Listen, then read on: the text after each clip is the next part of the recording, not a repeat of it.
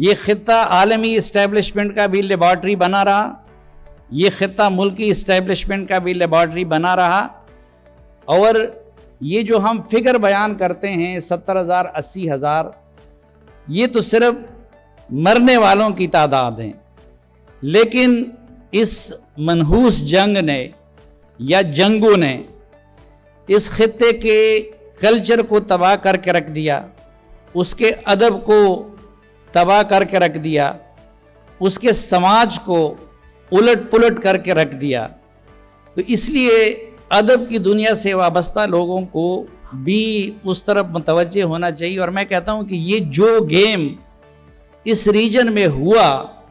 और आज भी किसी न किसी शक्ल में हो रहा है, ये अगर मगरिब के किसी मुल्क में होता तो शायद अभी तक उस पर सैकड़ों फिल्में भी बन चुकी होती और उस पर हज़ारों किताबें भी आ चुकी होती।